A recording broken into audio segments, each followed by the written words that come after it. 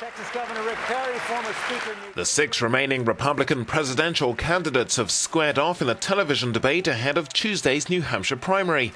After his win in the Iowa caucuses, the former Massachusetts governor Mitt Romney has a big lead in the polls. For most of the night, he trained most of his fire to attack President Obama, while his challengers squabbled amongst themselves to take shots at him.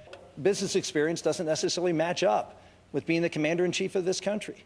The commander-in-chief of this country isn't a CEO. It's someone who has to lead, and it's also being the president is not a CEO. The Texas Governor Rick Perry concentrated on foreign policy. I would send troops back into Iraq because I will tell you, I think we start talking with the Iraqi individuals there. The idea that we allow the Iranians to come back into Iraq and take over that country with all of the treasure, both in blood and money, that we have spent in Iraq, because this president wants to kowtow to his liberal leftist base. The candidates will tonight have another chance to sway voters before New Hampshire votes. A similar performance from Romney could help him seal victory and put him in a very strong position for the next Republican vote in South Carolina later this month.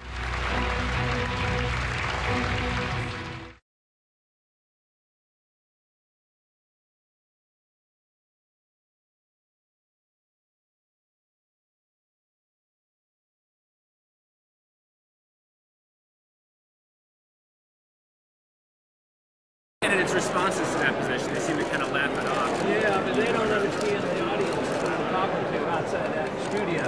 The American people know it's sucks. John McCain says it's going to be a multi-generational war. Where are we going to get the kids to fight this war? I don't see any of the Republicans up there encouraging people to go to join the military. Or yeah, no, it's dwindling, and right now one of the candidates this week said we should stay there 100 years if necessary. Where are you going to get the troops if we go into Iran? They're going to have a draft, and they'll have a draft with women.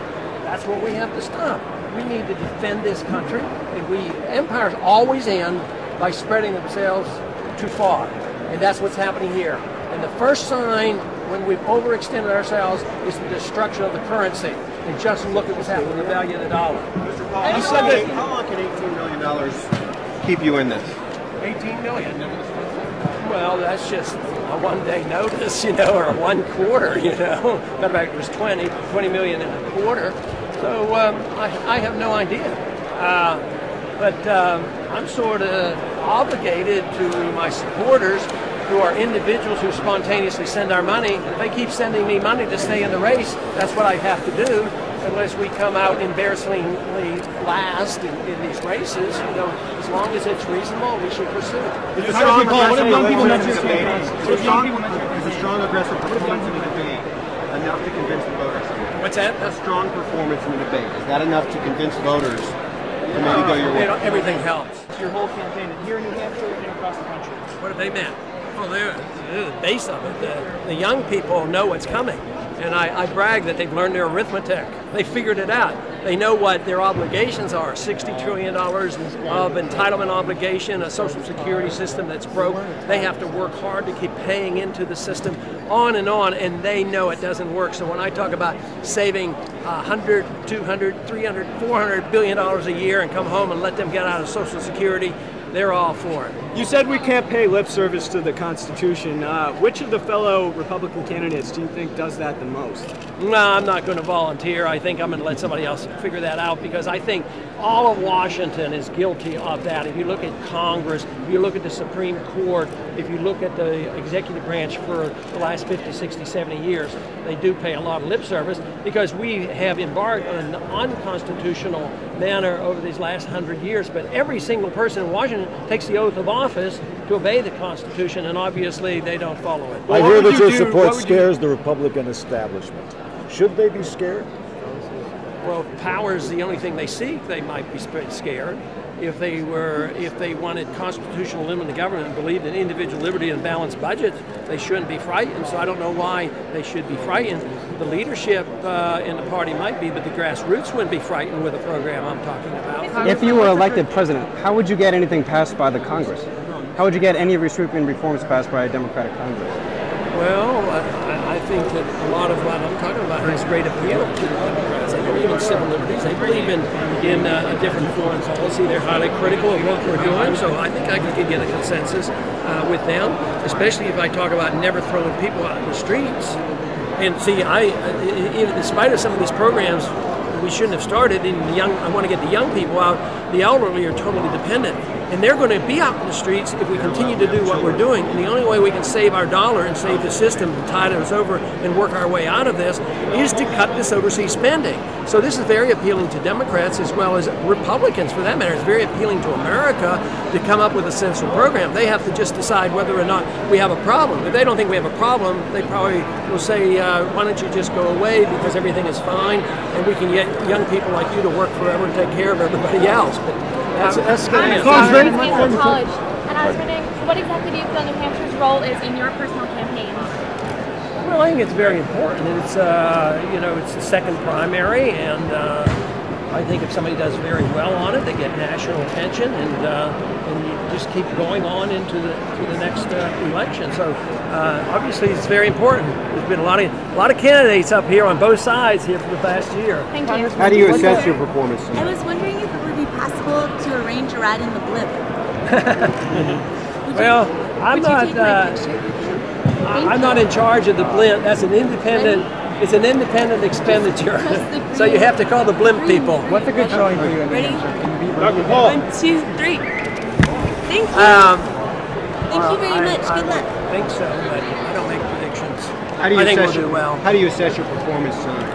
Are you happy with it? I felt good about it. Because of the format. I like the format.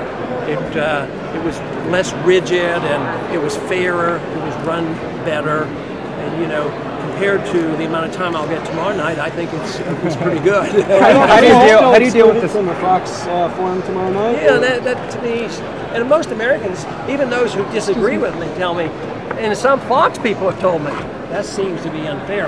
Americans are pretty fair-minded. We disagree and we argue, but they like fairness and they don't like cheating, and they see this as being too deliberate.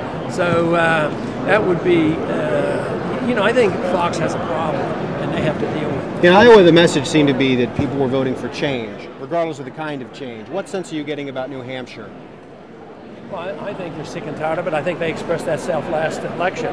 In 2006, they wanted change. There was a big change in this. There's a recent Facebook poll that had you at 34%, and an ABC poll at the same time had you at 8%. What do you think the weighting is between those two? The Facebook poll was, online.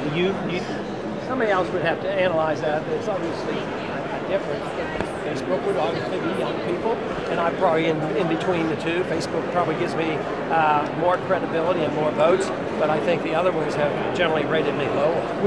You said a lot of good things about Barack Obama today. Would you support him over a candidate like Rudy Giuliani? No, I don't think so. And at the end, I said the reason would be the economic policies, because I'm a strict free market person. Mm-hmm. But when it comes to civil liberties and the war, he has some decent ideas worth thinking about.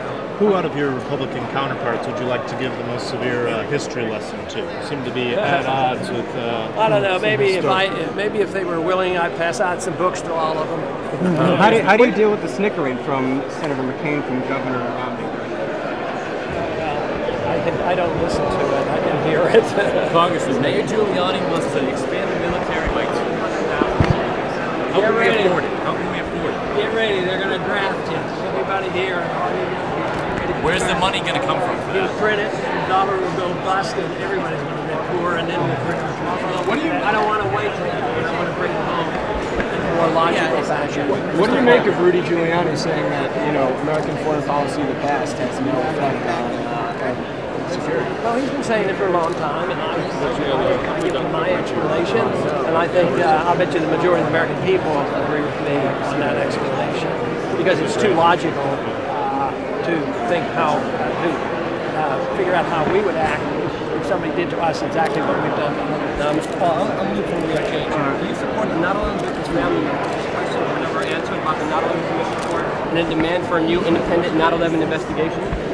Yeah, I support more investigation because I think the ineptness was probably hidden because there was a tremendous amount of ineptness. And that's generally what government investigations do, is they hide the inefficiencies and the ineptness of government officials. When you're talking about 9/11, you seem to be on another plane here. You're saying we have to watch what everybody else, or what we do to everybody else.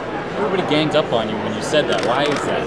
Everybody was against you there. You're the only one saying it. Because they've dug their heels in, and they will just lose everything they've ever said, and then they'll say, my gosh, the war was fought for no good reason, and we have to come home. So they can't admit this. They won't admit it. So they have to stick to this argument that it is we're fighting terrorism by going over there, in spite of the fact there was not one Al-Qaeda person in Iraq before we went over there, and now it's flooded with Al-Qaeda. So I don't know how they can explain that.